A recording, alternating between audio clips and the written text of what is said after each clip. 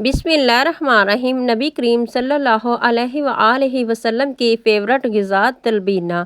ये खीर इतनी मज़ेदार और इतनी टेस्टी बनती है और इसके बेशुमार फ़ायदे हैं। तो जल्दी से हम ये मज़ेदार सी खीर बनाना शुरू करते हैं।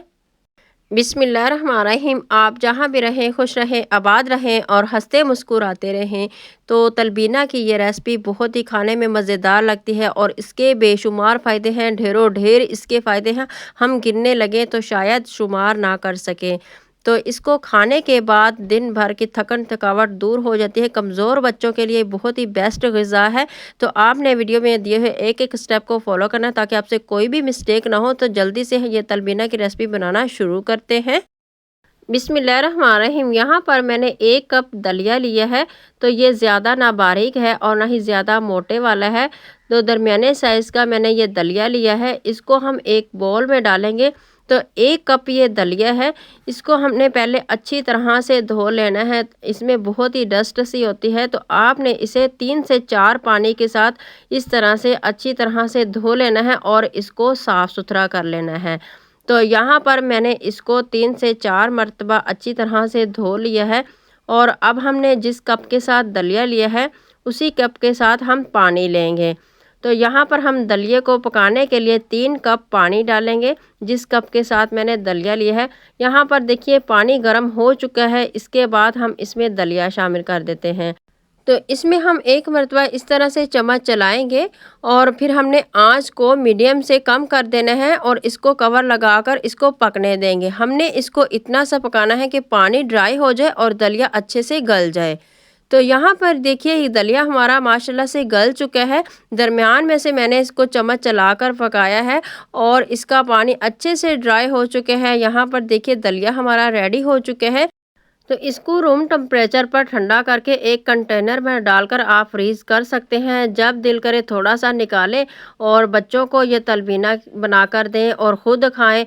ये इसके बेशुमार फ़ायदे हैं। ये खाने में बहुत ही टेस्टी और मज़ेदार खीर बनती है।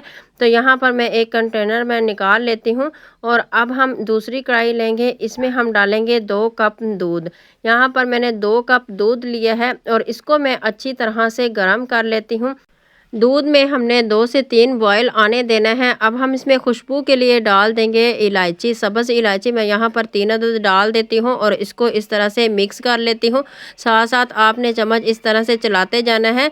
अब हमने इसमें दलिया डाल देना है जो हमने पहले से ही पका कर रखा हुआ है। जितना भी आपको चाहिए आप उतना ही इसमें डाल दीजिएगा। जितने अफराद के लिए मिसाल के तौर पर आप बना रहे हैं, 2 अफराद के लिए बना रहे हैं तो ये 2 बड़े चम्मच हम इसमें डाल देते हैं। तो इसको हम अच्छी तरह से मिक्स करेंगे और अब हम इसे दूध के अंदर पकाएंगे। तो आपने आंच को मीडियम से कम रखना है और आपने इसको पका लेना है। अच्छे खासे बॉयल आने देना है और आपने इसको गाढ़ा कर लेना है। इतना सा हम इसे पकाएंगे ये अच्छी तरह से पक जाए और इसके दूध के अंदर ये गाढ़ा हो जाए और खीर बन जाए। अब हम इसमें कुछ नट्स डालेंगे। यहाँ पर बारीक कटे हुए मैं इसमें नारियल डाल देती हूँ और साथ ही 1 चम्मच मैं इसमें किशमिश डाल देती हूँ। बारीक कटे हुए हम इसमें बादाम डालेंगे। जो भी आपको ड्राई फ्रूट पसंद है इस स्टेज पर आप इसमें डाल सकते हैं और इसके बेशुमार फ़ायदे हैं, बहुत ही ज़्यादा इसके फ़ायदे हैं। आप दिन में 1 मरतबा इसको बनाकर खाएंगे तो आपके दिन भर की थकन थकावट दूर हो जाएगी और कमज़ोर बच्चों के लिए ये बहुत ही बेस्ट ग़िज़ा है। मैंने इसको दूध के अंदर अच्छी तरह से पका लिया है। आप देख सकते हैं ये गाढ़ा हो चुका है। अब चूल्हे को अब हम ऑफ़ करेंगे और इसको रूम टेम्परेचर पर ठंडा कर लेंगे। इसमें हमने चीनी का बिल्कुल भी इस्तेमाल नहीं किया, ना ही आपने करना है। अब हम इसमें डालेंगे मौसम के मुताबिक फ्रूट्स। यहाँ पर मैंने बारीक कटे हुए इसमें सेब डाल दिए हैं और बारीक स्लाइस में कटे हुए केले डाल दिए हैं और 2 चम्मच मैंने इसमें डाल दी है शक्कर। आप के पास शक्कर नहीं है तो आप इसमें 2 चम्मच शहद भी डाल सकते हैं। चीनी का हरगिज़ भी हमने इस्तेमाल नहीं करना। तो ये देखिए यहाँ पर ये तैयार हो चुका है। इसको अच्छे से मिक्स करेंगे और फिर चलेंगे फाइनल लुक की तरफ। تو یہ دیکھیے ماشاءاللہ سبحان اللہ، میرے اللہ کی شان، اس کی رحمتیں اور نعمتیں جو اس نے آسمانوں سے اتاری ہیں ہم انسانوں کے لیے۔ تو یہ تلبینہ کھانے کے بعد آپ کو نہ دودھ پینے کی ضرورت پڑے گی، نہ فروٹ کھانے کی، اور نہ ہی نٹس کھانے کی ضرورت پڑے گی، کیونکہ ہر چیز اس کے اندر موجود ہے۔